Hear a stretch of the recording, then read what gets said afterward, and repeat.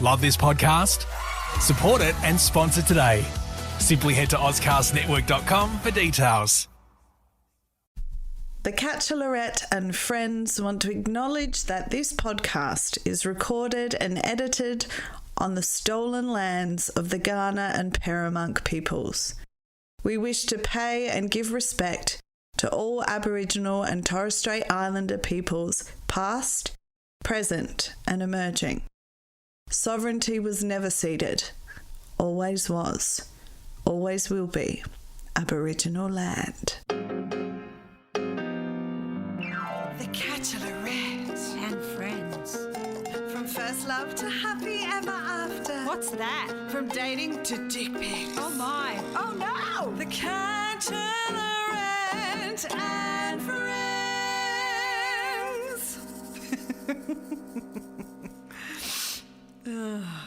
Oh, I love a good dick. Hello and welcome to the Catchalorette and friends. I'm your host, Carla Anita Matiazzo, and today we have Lara Stollery. Welcome to the podcast, woman. Oh, thank you very much. Happy to be here. All right, let's tell everybody how we know each other, Lara. This goes way back to our corporate days. I was in there for like a second. Corporate, I was in there for a second. Yeah. I lasted a bit more of a hot minute. So what, 2010, teleschool, learning the ropes. Yeah, we were both working for Westpac. Yep.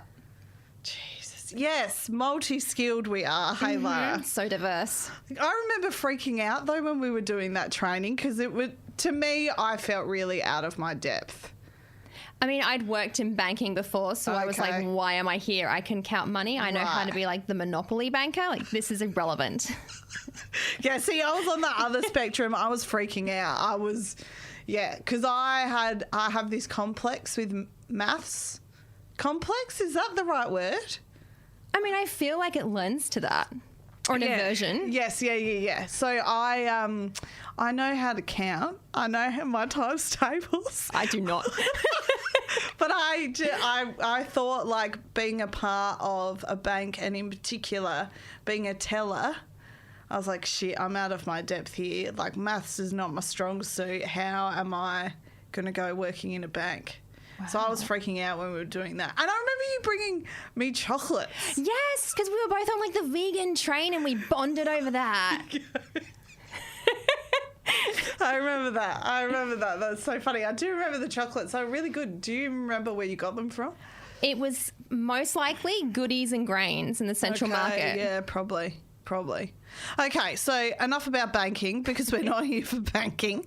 Damn it. Because it's such a... Look, I'm sure for the finance people that love finance, banking is, an exhilarating topic to be talking about, but that's not why we're here. Yes. So for those who've just joined the new season, this podcast is about first crushes to present day and everything in between. So Lara and I have both had interesting, colourful, would you say?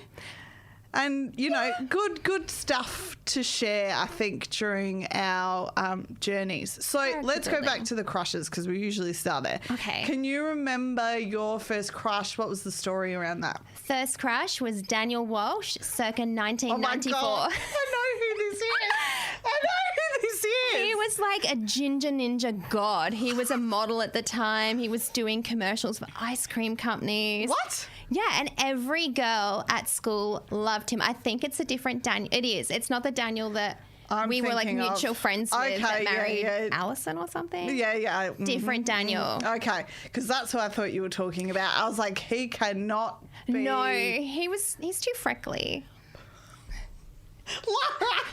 Okay, let's go back to your first crush. Keep going. How did that all unfold? What happened? Well, every girl at school loved him. So therefore I'm like, this must be like the guy. I was just drawn to him. I'm like, I love him. And I had a diary at that point in time. So I used to write Lara Walsh all over it, like every page. I'm like, if you believe, it'll happen. So I was so sure if I kept writing Lara Walsh on every page, eventually you were he trying would be to manifest mine. it. I was manifesting in 1994. Right, before it was even trendy. Yeah. Yeah, before it was trendy. Nothing came of it, but God, What that was year a were good you in? crush. What Year year? 4. Okay, year 4. So do you think the whole writing in your journal thing comes from American pop culture and the influence from that? Because where would that have come from? I honestly don't know, but it is still a habit that I do. Like, it is a fallback routine. I'm like, I will manifest this, and I'll just write, I will be successful, I will be successful. And then you start to internalize it, and you're like, oh, I am successful. But in regards to the specific putting your name with some dude's last name in a journal that you have a crush on. I feel like it was a school ground type thing. And that we were all writing in our diaries like, I love such and such. Today was such a good day. He looked at me. And then I just took it to the extra length of like constantly writing my name with his last name, thinking like that's what'll make it happen. Have you ever done that since? Oh, yes. Yeah, yeah. Yeah, when I like fall, I fall hard. Yeah. Yes, yeah. I like seeing, for me, I think that the specific writing your name with somebody else's last name, even though I've ebbed and flowed with, because I love Matiazzo, I don't think I don't think I want to part with it, whether I hyphenate or whatever. But yeah, it's interesting. I like seeing what it looks like. And there's definitely been boys in the past that I've looked at my name with their surname and gone, this looks shit. Yeah. I don't like it. And inevitably, obviously, those relationships didn't work. Well, but there was... What happened? I mean, how could they? If the last name doesn't work, it's not going to work. Exactly.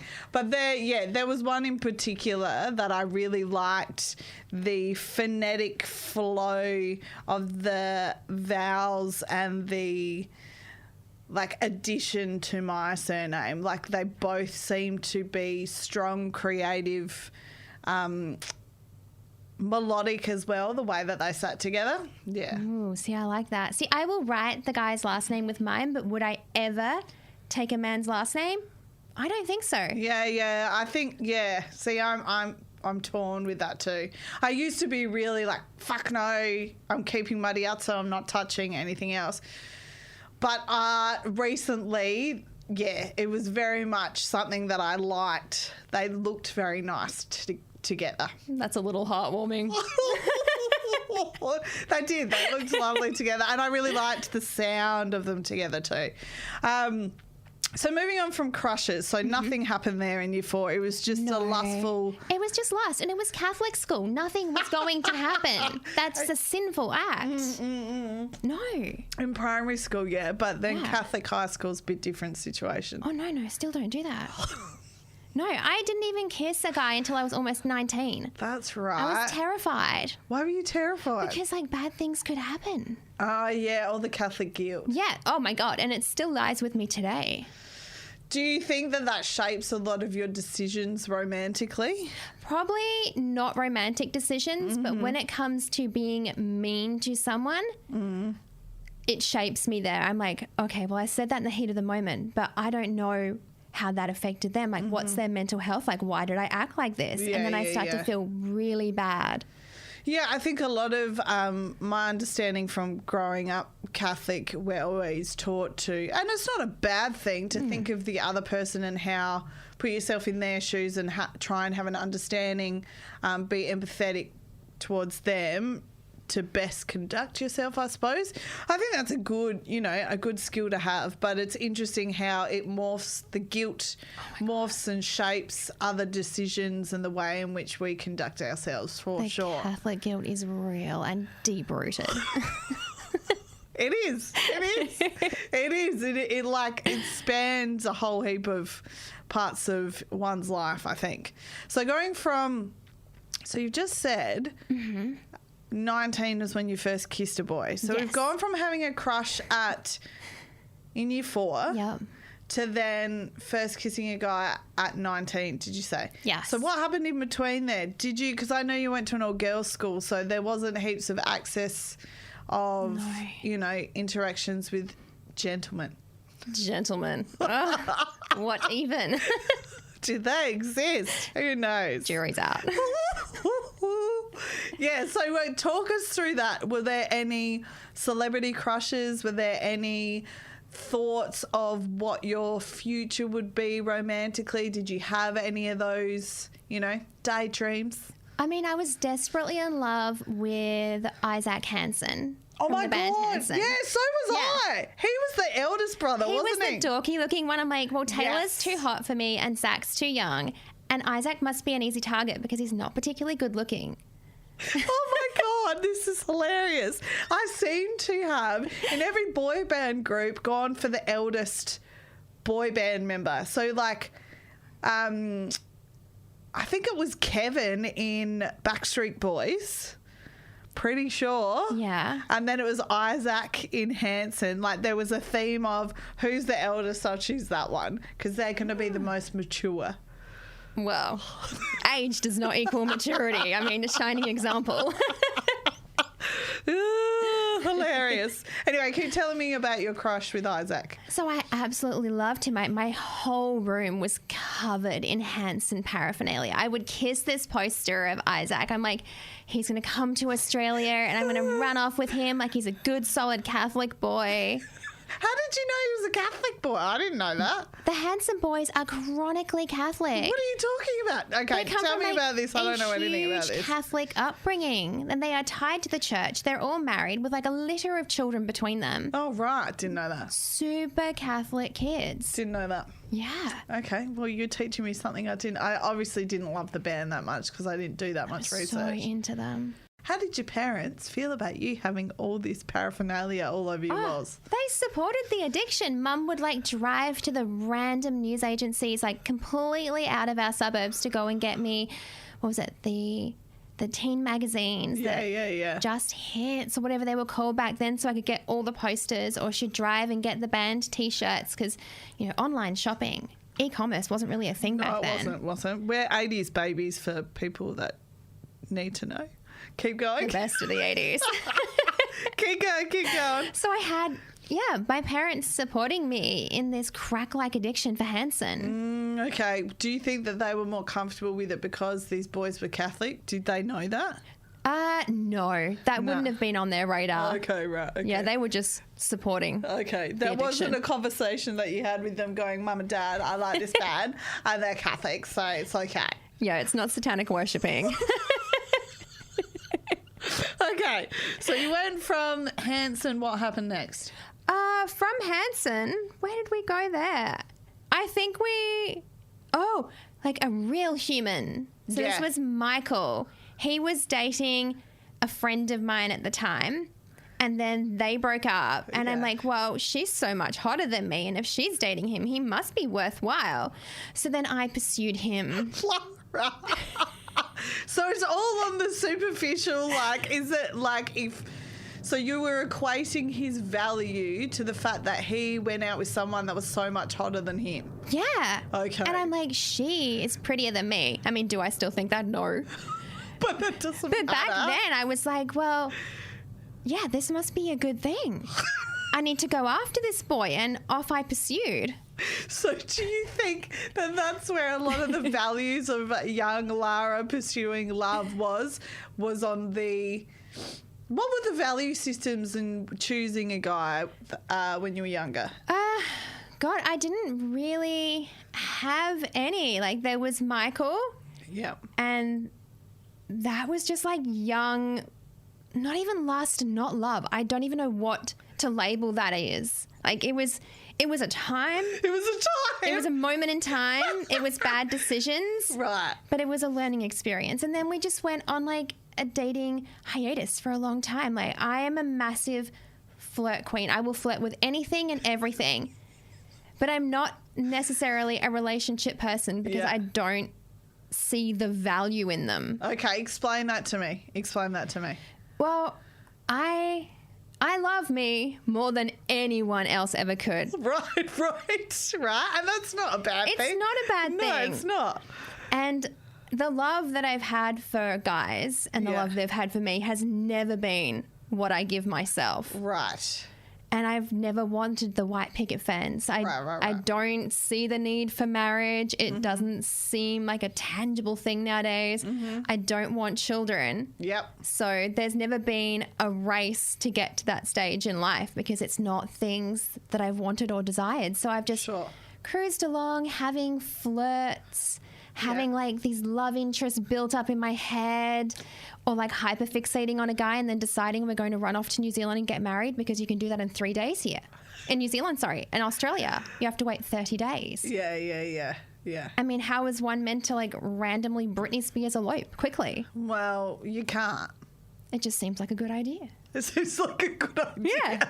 Doesn't want to get married, will happily get drunk and elope.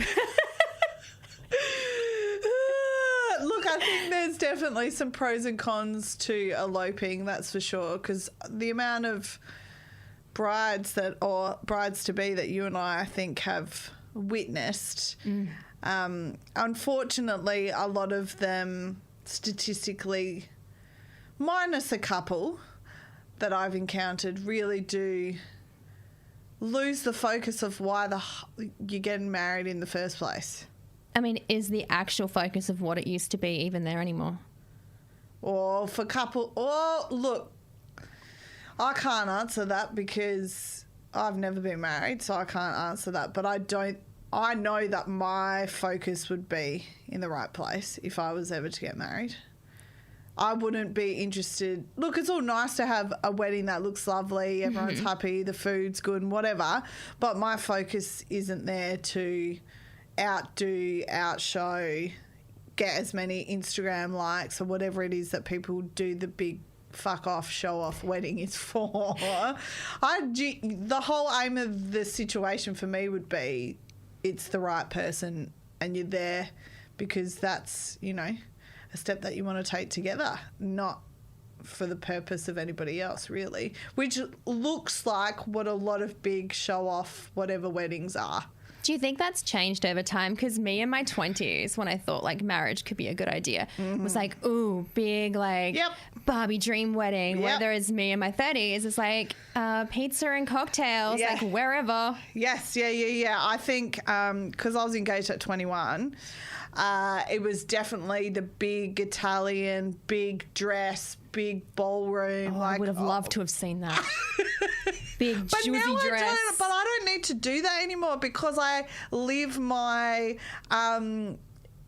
heightened self and in fancy stuff on stage. So I'm getting that void of that, what that 21-year-old engaged person was thinking that she wanted, which obviously, as we all know, people that are listening along to this podcast know that didn't happen. That didn't happen. And we are grateful. That didn't happen.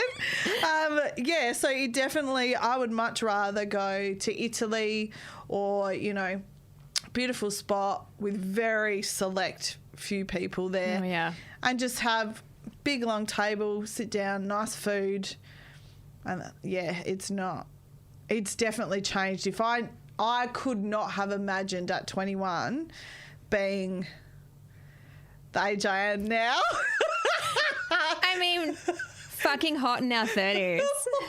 Just saying. I couldn't imagine even contemplating a tiny / like elopement style wedding. I couldn't even imagine that. It was definitely the bigger, because that's what all my family was doing. So it's a cultural thing too. I was about to say, like, the ethnic side of you. Yeah. I think the fact that I'm Italian, I think at 21 I was very much still the good little Italian girl that had to do the right thing by the family, even though they were not happy that I was engaged to this person. But, I was really trying to fit into what all my cousins were doing. Which is only natural at that age. You're still finding yourself, so fitting in is what you do. Yeah, exactly. Whereas now look, don't get me wrong, I'd still want an excellent dress made by Greta Kate, who does all my cabaret stuff. So I'd still want, don't get me wrong, I'd still want that. But it would be something very, very different. And, it's interesting how time, life experience, makes you change what you thought you wanted, and it makes you question why you would have wanted that stuff in the first place. Do you know what I mean? Oh, yes. Yeah. Because we both went to private schools. Yours was more elite than mine, but there was still an indoctrination, I feel like, of the expectations of gender roles and the expectation of what one would achieve and what is of value. Like, there's still, I feel, and I could be like really wrong and speaking out of turn here, but I feel with Catholicism, the value for women is very much if you get married and have children. And I know that was very much for me culturally. It was interesting though, my nonna, and I think I've talked about this in the past, I don't know. My nonna on my dad's side was always like, wait, you find somebody who's, you know, right for you. Whereas my mum's mother, she would always tell me that I had no value, I wasn't worth anything because I wasn't married, didn't have children, and that's why there was no pictures of me as an adult around her house, because the only pictures that could be up there is if I was married. Well, damn. I mean, I never felt that pressure, but I do remember an across-the-road neighbour gifting me a printed copy of the 1950s Guide to Being a Housewife when I was, like, in my early teens. And it had in there, like, when he comes home, greet him at the door with a bow in your hair and freshly applied, like, red lipstick. And I'm like, oh, this is what I've got to do. This is what I must become, like a Stepford wife. I must be a trophy wife. And I took that idealistic thing with me to my first relationship. I'm like, well, you know, he's a lawyer, he's successful. I must be the trophy girlfriend. Like, looking great all the time and not saying too much. But that's very much coming from certain pockets of old Adelaide mindset. Oh, yeah. Most definitely. Yeah. Yep. I mean, the trophy ideal doesn't seem so bad sometimes. Like, sometimes I still want to just look immaculate and just hang off the arm of a gorgeous guy. I mean, it's momentary, like, but it's still there. I'm not going to lie about that. What the whole... Who is it? There's a comedian that says... Who is it? I'm trying to remember who it is. I can't remember who it is. Guy girl. Oh, see, I can't even remember that either. I can't remember that either. I feel like a guy has said this. I can't remember who it is. But they say something to the effect of the smartest women are the stay-at-home wives and mothers because they've tricked somebody into doing all the work for them. I was like, oh, okay. I mean, I get where they are going, but at the same time, that role of the stay-at-home mum, oh dear God, no. Yeah, but I think that's also that kind of comment. Now that I've said it out loud, that kind of comment also plays into the fantasy of thinking that stay-at-home mums do nothing. That is a job I could never, ever do. Yeah. And I respect those women because that is an isolating role. Yeah. And they are tethered to that child 24/7. They give up their whole existence, essentially. Do you think that that's a westernized understanding of stay-at-home mothers? Because I know some cultures that have a lot of support within community that is shared, bringing up children is shared. Oh, 100%. It's a westernized thing. Yeah. We don't want to share the burden more often than not with our families because we're stoic. We can do it alone. We don't need anyone else's help. It's an ego thing. Yeah, it's an ego thing for sure. But it's a village thing. I don't know how people do it, and I've got a lot of respect for mums that can. Yeah, exactly. Okay, so let's go back to your story. Enough of this shit. Let's go back to your story. Side quest. So when things finished with the lawyer. So tell us a little bit about the lawyer. Ooh, the eye roll just said Lara. That was visceral. That was a good eye roll. Yeah, so tell us about that. How did that all happen? What happened there? So this is what we would probably define as an actual relationship. So this happened while I was living in Brisbane. Yep. So this would be circa 2006. I was living in New Farm with the gay boys. It was fabulous. They were into musical theatre, so I'd been like sucked into their vortex and was just loving my life. So we went to a play on the Gold Coast. It was West Side Story. And we saw that together. Yes, we did. It's still my favourite. Oh. And there was this guy there that they knew because he was an ex-musical theatre kid. Right. And he saw me and I was wearing the most gorgeous red dress. Yeah. Huh? Like it was like plunging neckline. I was taped in there and I had beautiful silver heels. Like I was looking immaculate. Strutting around the Gold Coast Arts Centre like a total peacock. And I caught his eye and I was like, whatever. It's kind of the vibe I still have. I'm like, sure. Of course you should look. That's a nice attitude to have. I am something to be seen. I like this attitude. I need to take some of that. Keep going. Stick around. And then he went and messaged Will and was like, oh, who's that? And he's like, oh, that's my housemate. And I just ignored Angus for the longest time. I was like, yeah, you're my height. Like, gross. We have like a height minimum to ride this ride. Right. And he was just like 170, I think, and I'm 169. Yeah, okay. Not so sure about you, kid. Anyway, he eventually like somehow got in. I don't know how. I think it might have been him coming over to the house parties a lot and just talking to him. And I'm like, oh, okay, well, you don't seem too bad. So we went on a few dates and then he was like, oh, do you want to be my girlfriend? I'm like, wow. No one has asked me this before. Like, you've got a good career. Your dad is very senior at the Gold Coast Bulletins, you know, from good stock. Right. That was still important to me. Good family stock. Sure. So we let him in. You let him in? We let him in, yes. How long was that for? So that relationship lasted 2 years. We moved in together. And then there was the me moving out because he wanted his own space but still wanted to be with me. Like, it was a very toxic relationship. Oh, yucky. And I saw the red flags. And you ignored them. But I ignored them. And I knew that I needed to leave because he was just ostracizing me from all of my friends. Oh, like, that's it was not good. horrible. But it was my first real relationship. So I'm like, I don't know what's right, what's wrong. I didn't have family support living on the Gold Coast because they were all old here. How old were you? I was 24, I believe, and he was 7 years older. Okay.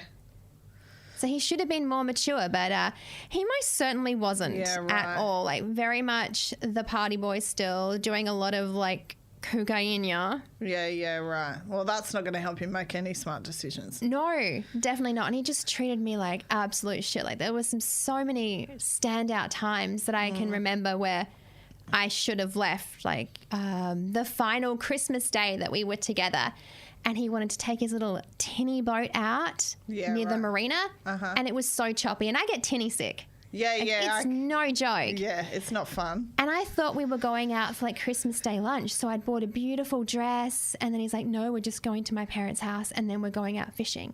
And I was like, oh, okay. And then I saw how choppy it was and I'm like, oh, I'm not going to get on the boat. I'm just going to stay on shore. And then a fight ensued. Right. Because I didn't want to go out there. So then I sat in the car waiting. And then he was gone for like an hour and a half. I'm like, oh, okay, well, I'm thirsty. I'll go get a drink. And then he, in that time, must have gotten the boat back on the trailer and drove straight past me. And I was calling him because the walk home was more than 2 hours. Oh, and he wouldn't Lara. answer his phone. And I got so sunburnt. I finally got back to the apartment. I had to catch a cab and then like beg the taxi driver to let me go upstairs and get my card because there was no pay pass back then. No.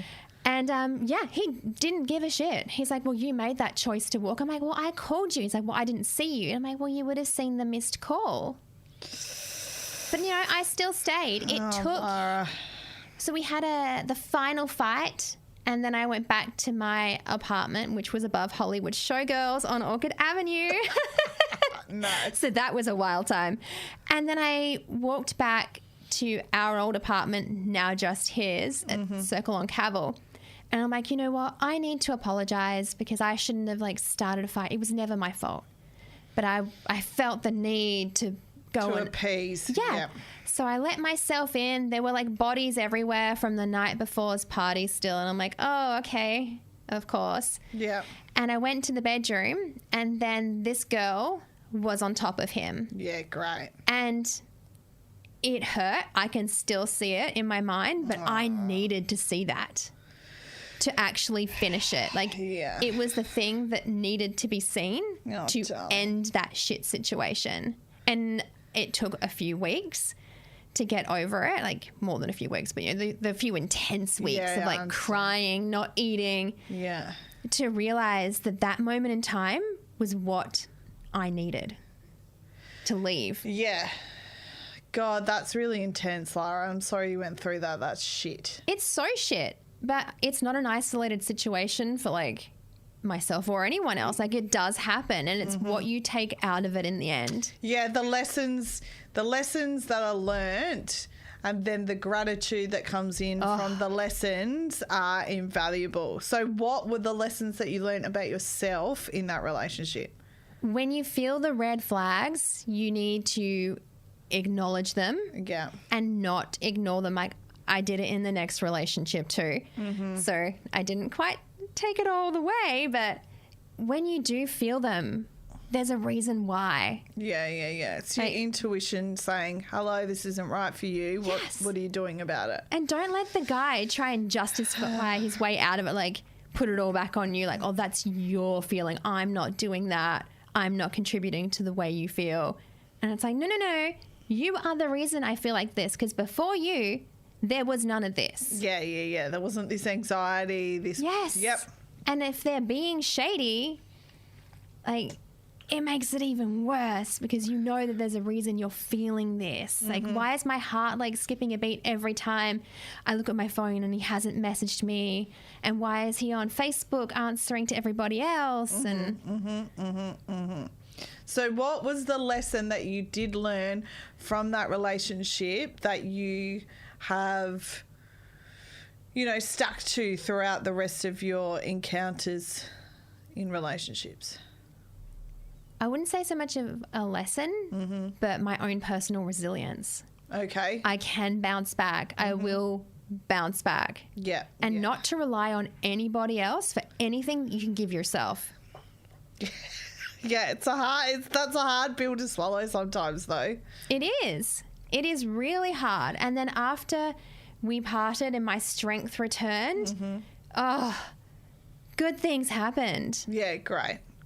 Excellent. Did you look back when you started like getting that balance back and feeling like yourself again, and did you look back and start to question, because I know I've done this in previous relationships in my 20s, I looked back and went, why the fuck did I accept that?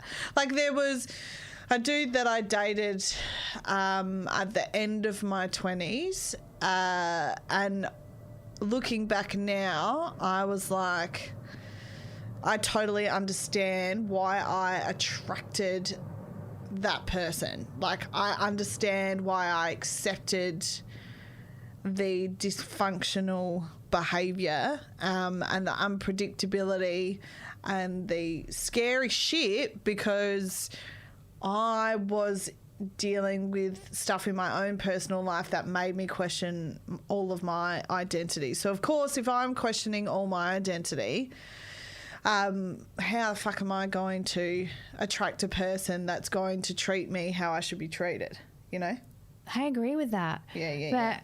See, the thing is, I am my strongest and my best self by myself. The minute I get into relationships, or it could be the guys that I'm choosing to that contribute to this, but something goes awry. Right.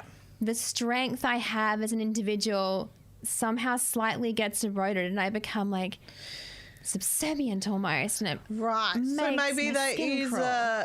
maybe that's a mixture of the people that you're choosing and maybe boundary setting.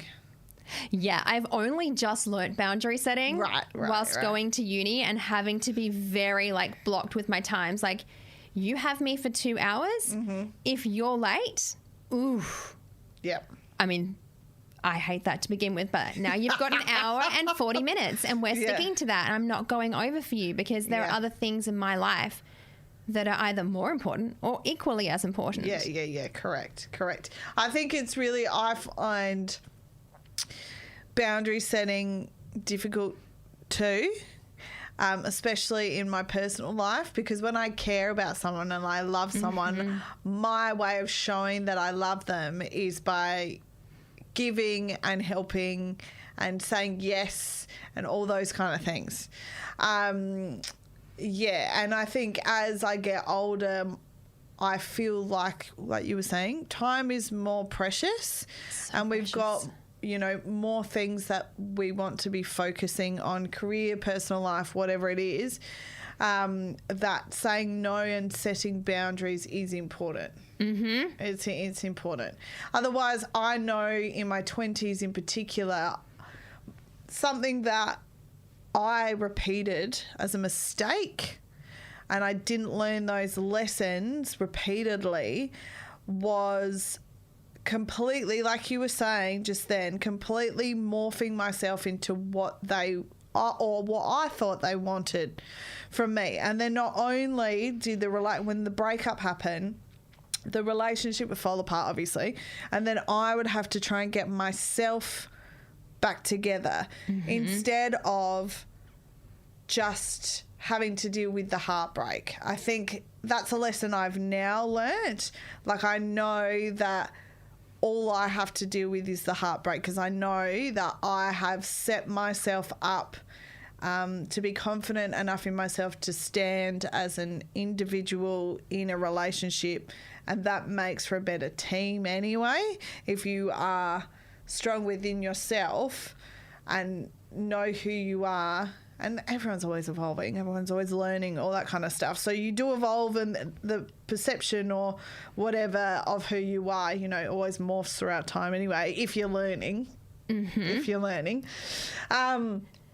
But yeah, I'm very grateful for the fact that I know I've learnt that lesson. I know that in my 20s, I had to not only get over the heartbreak, but then put myself back together. And the loss of identity after each breakup is massive. I completely agree with that. The soul rebuilding after a breakup, you've become so much of that relationship, you forget who you are. It gets so eroded, whether it's by them eroding who you are or just getting lost in the relationship, and then you come out of it and you're questioning, who am I? What is my place? What am I without this relationship? But then when you do rebuild, oof, so much stronger the comeback. Exactly. And I think from my understanding now, great relationships are one of which both people in that relationship, support each other, uplift each other, encourage each other to be the best versions of themselves, continue to, encourage them to continue to work on themselves. I think that's a very big difference that I have noticed from the relationships I had in my 20s, and then I was single for a very long time, and my most recent relationship, that you can't even compare the experiences, because that's something that I'm very grateful for, is I know that I haven't had to put myself back together. I'm only having to deal with the heartbreak, because we didn't allow each other to lose ourselves, morph into the one person. We were very, strong in supporting and uplifting and encouraging each other, which I think is a massive gift that I hadn't experienced before, Wow, so this is what an adult relationship feels and sounds like? Yeah. What is that? That's fresh and new. I've never experienced that. Yeah. It's, and I think a lot of it had to do with the fact that we were friends before too, because we supported each other as friends first, and that was the foundation of the relationship. Whether or not that can work without being friends before, I don't know. I haven't experienced that. But I'm very, very grateful that the way in which we spoke about each other and to each other was always positive and always, you know, uplifting, encouraging. I think it's really important to have somebody that is your cheerleader and has your back in a relationship. I would definitely agree with that. And I would just have to add that you must still remain your own biggest cheerleader. Like, they are your support act, but you are the number one in your life. Why do you think that that's important, Lara? Because, okay, unless you're born a twin, you come into this world alone and you die alone statistically. Right. So you should never rely on someone else to be there. Right. It's nice and all, but you need to be the number one star in your life. Whatever they say to you is just icing on that beautiful cupcake, but you are the entirety. You are the cupcake, you are the icing, you are the wrapper. Yeah. So you're saying that you are responsible for your own emotional, intellectual, all that kind of growth and support, and then whatever comes on top of that is a lovely added extra. Exactly. Yeah. And it's something that sometimes other people struggle with when I mention it, but I don't need anyone to tell me that I'm pretty. In fact, I don't even like the sentence. It doesn't sit well with me, but if you notice my intelligence and you compliment me on that, you have got me hook, line and sinker. Telling someone they're good looking or pretty is just so vapid. Yeah. Like, tell me something that I'm uncertain of. Yeah. Because I question my intelligence all the time, and it's something I strive to be like the Sheldons of the world. Right. But telling me I'm beautiful or pretty, like, I tell myself that all the time. Like, I reinforce that daily. And I'm not saying it from like an airhead space. I'm saying it because I think that's important to tell myself that. And I do not need another human to tell me that. Yeah. It's interesting that you say having somebody tell you something that you're unsure about, like validating that. That's really interesting. Yeah. Yeah, I agree with you. I totally agree with you. Or someone noticing something about you that you know you consciously do, but you don't think anybody notices. Exactly. And for so long in my life, I've played into the dumb, blonde Barbie image because that's what the world wanted from me. Yeah. And it worked for so long. Guys were interested. Yeah. And now that I'm leaning more towards like the lifelong ideal of academia. Yes. Oh my God, guys are not interested. They have turned completely. Like I've stepped away from the Barbie vibes and I've gone in the opposite direction, and it's just like man repellent. I am manthrax now. It's polarizing. I even like had a little stint on Hinge to see what the world was like. What's Hinge? It's a dating app. Okay, explain it to me. I don't know what it is. So I don't know what the others are like because Tinder just seems like hookups and sex. Yeah, and like, yeah, whatever. But yeah, I don't like it either. It's not my jam either. Hinge apparently isn't such of like a dirty playground. Meat market. Exactly. So I went on there, and the main aim, firstly, was to improve my small talk with people I don't know. Right. Because I'm not used to the non-verbal, the face-to-face contact, I should say. Right. Like, I need that. Right. So, like, starting a conversation with, like, a strange man, I'm like, what? So much work. So I'm like, no, we need to improve these skills. So I hit up a select cohort on Hinge. Right, sure. I was mainly looking for fellow academics. Right. So there's a lot of engineering guys. Uh-huh. And I would just like chat to them. And that was fun. And then there was this younger guy recently, Henry, who was like, I'm going to take you to the hills. And I'm like, I don't even know you. Like, I know of your family. Right. Like, very well-known Adelaide family. Sure. I met his brother, and he's like, I'm going to take you to the hills on a date. I'm going to borrow one of my dad's cars. And I was like, wow, this guy's really going the extra mile. And then I slept on it the night before. I'm like, okay, this is really red flaggy. I'm like, what if he's like some kind of killer and he's taking me up on the hills in one of his dad's fast cars and he's trying to end his life and wants a witness? Like, I couldn't stop thinking about all these things. I'm like, he's going to take me somewhere and I'm going to end up like a body in the barrel. Oh, no. So the next day I just waited on a bit and I'm like, oh, I'm sorry. I'm going to have to cancel like university assignment. And then he just blocked me and I'm like, wow, I'm glad I cancelled. So what happened after the lawyer?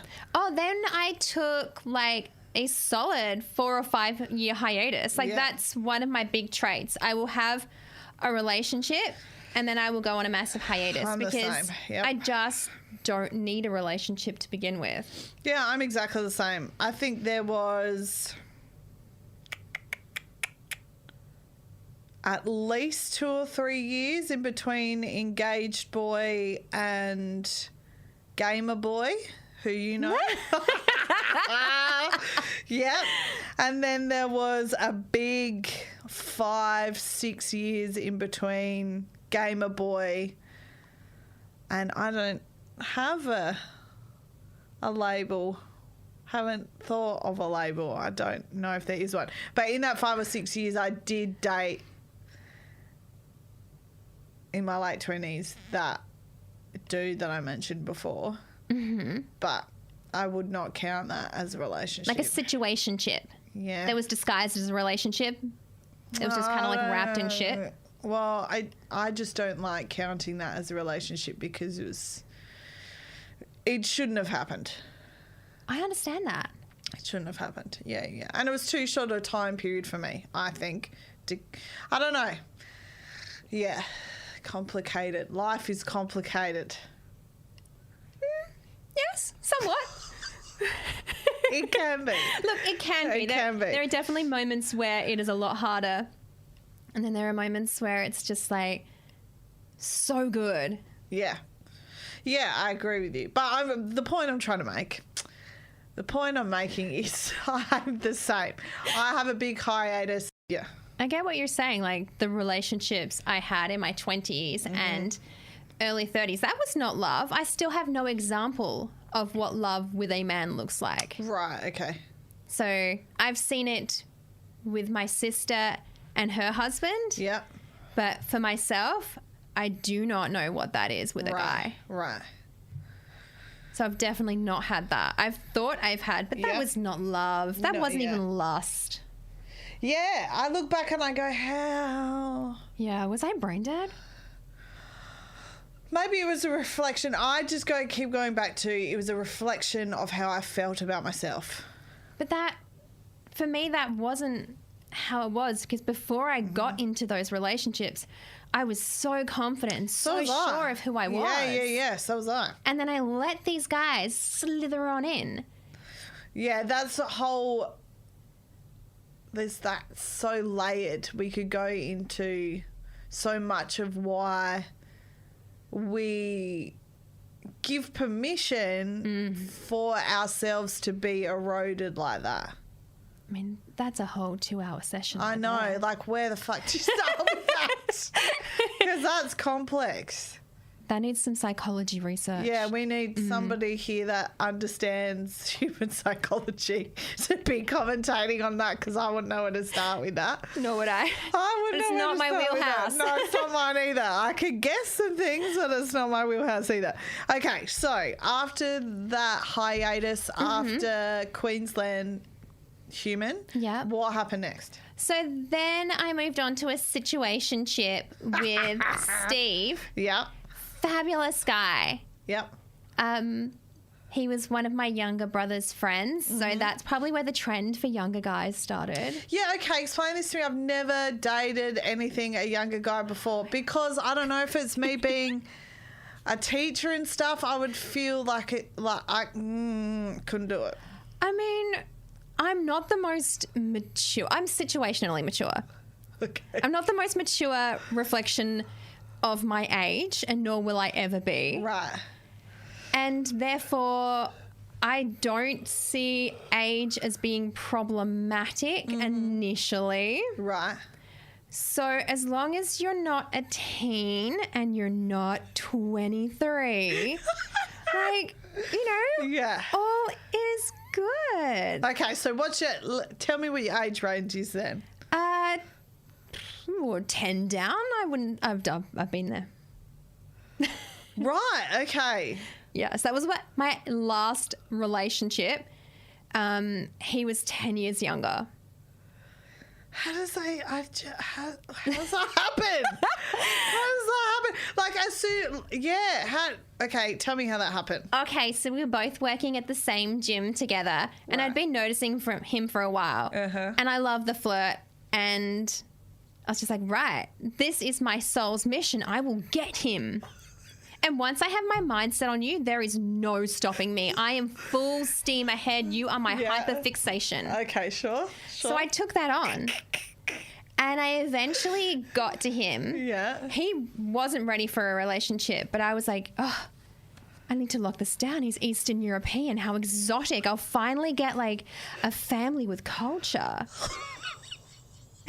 It's lovely. Keep going. So I kind of got him into a relationship. He wasn't ready. I should have respected that. Yeah, right. I didn't. I kept pushing for it. He kept stepping back, and then he kept showing me that he didn't want to be in it. Okay. But I kept going forth. Sure. And then eventually we told people we were in a relationship. It took a long time for him to tell his family, though, because obviously I am not Eastern European, and I am also 10 years the senior. Not great for Serbian parents. Oh, this was the Serbian dude. Was the okay, Serbian great. dude, yeah. I didn't know he was 10 years younger. Okay, keep going. So it took maybe a year and a half into it before he told his parents. And then once the parents telling was done, I was like, right, now we can settle down. We don't have to have like our heart flip every time he goes out. Turns out we still needed to. Yeah, he was not a good dude. And then I think 2.5 years into it, he cheated on me with a girl at the gym, and he wasn't going to tell me until she threatened to tell me. And So were you guys still all working at the same gym together? Yes. Yes, we were. I wasn't working at that gym. We'd gone to a different gym. He was working there. She was just training there. I was training there. And she had been throwing herself at him, and I noticed it. But I was like, oh, this is going to sound really mean and not for the sisters. I'm like, oh, she's not a very good looking girl, so like nothing to worry about there. Right. But she had just thrown herself so much, and he was like, ooh, okay, why not? And then he had been giving me off vibes for 2 straight weeks, and it had been very weird. And during that time, he had been taking her to Windy Point, taking her on dates, and I didn't find this out until maybe 7 months later when he sent me his bank statement, because I was working for another bank then, because he was applying for a credit card. And I had to go through his bank statement and highlight all the times that clients had paid him money to like prove up his income to get this new credit card. Together? We were still together. And I'm like, hang on, what's this Windy Point? What's this? Did he think you wouldn't work it out? Yeah. And then oh my God. I approached him with it, and he was like, oh, well, you know, she wanted me to take her there. And I'm like, so we broke up, and then he somehow weaseled his way back in when I was just on the cusp of feeling amazing again. Yes. And then things were going really great.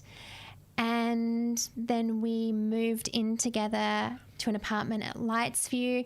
And then one night we were lying on the lounge, and he decided that he didn't want to be in the relationship anymore. So he downloaded Tinder. He made a Tinder profile, and then he passed out on the lounge, and his phone kept going off. So I picked it up to like hit the side little buttons like you do to silence notifications. Yeah. And I saw this like all these Tinder things on there. And I'm like, what the hell? And ordinarily I wouldn't go through someone else's phone. I'm like, you know what? No, I've had it. So I opened his phone, and I saw all of these notifications and messages. And I woke him up. It was about 2:30 in the morning. And I'm like, what are you doing? And he's like, well, I just couldn't tell you I didn't want to be in this relationship anymore. And I was like, oh. So him saying, from what I understand, from what you've just said, from him saying, I didn't know how to tell you that I didn't want to be in this relationship anymore, he was hoping that you'd... Yeah. He had pretty much hoped that I would see it. And I did. And it was so shit, you know, it's 2:30 in the morning. What am I going to do? So I vanquished him from the bedroom. He slept on the lounge, and then at 4 a.m, it's knock on the door. I can't sleep. I have to train clients. So I begrudgingly let him sleep on the other side of the bed. I didn't sleep all night. Oh, Lara. And then the next morning, like I do when anything seems to go wrong in my life, I go to my little sister. Yeah. She is just the voice of reason. She is incredible. She is probably what society would deem to be more someone my age. Like, sure, because she's got kids and she's married and all that kind of stuff. Yeah, she does. Like, she's just spectacular in her advice giving and very, like, cutthroat. Yeah, right. Like, I needed her level of cutthroat that day. And she's like, you cannot go back. Yeah. We're getting you out. And then her beautiful husband, Doug, came the very next day and got my bed out of there. Oh, that's so nice. Oh, it makes me a little teary even thinking about it. Oh, Lara. It was a shit situation. But my sister was there being like, nope, you're not going back this time. Like, it's not happening. Yeah. And then her husband just shows up to help me. That's lovely. And yeah, they moved me out. I moved back in with my parents. Not easy. Also very fortunate. I appreciate that. And then I stayed with the parents for like 2.5 years until I just recently broke free again. Thanks, rental crisis. Yeah, how is the new place going? Good? Oh my God. So I thought that I would find it really hard because I have lived alone, but I've never been alone. Like, I always had my beautiful puppy Tiff. Yeah. And then she passed away last year. So now it's my first time being like completely alone. Yeah. And I was so worried for the weeks leading up to it that I was going to find it so hard. Yeah. But as the researcher brain in me does, we made strategies. So I worked out like when my neighbours on either side were going to be home. So if I was choking, I would know which way to go. So I have my choking plan of which neighbours are home at approximately which times. Great. Okay. And I also have my exit strategy if a predator enters. Sure. And where I'm going to go from there. Right. Safe. Sensible. So once I had all that strategized out and I had my first night's sleep in there and, you know, no one killed me, it's amazing. Like, I'm doing all the things that I've not been able to do for so long since I was living at home. Like, you know, randomly singing and like just dancing around the house and changing into a million different outfits but never going outside, like having little fashion parades and just letting my crazy being on full display. Yeah, great. Excellent. Like, Excellent, I am Lara. loving it. Yeah, excellent. Really good. It's a really good spot too. We're not going to tell people where it is, but a really good spot. Really good spot. So happy. You've scored really well there. Really well. Do you think you will get a puppy doggo? Financially, I cannot afford it, so it would not be fair to invite a beautiful little soul into my life. And I also don't have the time right now. Like, yes, I still am home more often than not with my study commitments, but I also wouldn't be home enough. Like, I'd have to take them off to the parents' house to like puppy daycare. So no. Yeah, and my heart isn't just it? can't. Yeah, I can see on your face. Yeah, with Max and April, I don't think I wouldn't be going out and getting another dog once they decide to not be here. Yeah. Yeah, I don't think I could do it. But if I did, I would definitely get another, because they're both rescues. I'd definitely get another rescue. But I reckon that would only be if in the future I have kids and the kids want a dog. Yeah, I'm the same as you. I don't think I could. My heart couldn't handle it. No, that is the greatest loss and the greatest love. Before I love and leave you, what are your takeaways that you wish someone had told you before entering the world of relationships or dating or anything along the lines of romantic stuff? Learn to love yourself before you let anyone else attempt it. And the love that you have for yourself will never be matched by somebody else once you get to that stage. don't go into a relationship when you're not sure of the person you are, because then you're trying to seek validation from this other person, and that's never going to go well. Mm-hmm. So and it sounds so airy-fairy, hippie, getting my white girl vibes on, but you need to be so happy and content in the person that you are and the person you are becoming before you invite another human into your life. Lovely. Lovely sentiments to end on. The Catchalorette, with friends near and far, from heartache to catfish and sex toys. The Catchalorette and friends. See you next time, if you dare.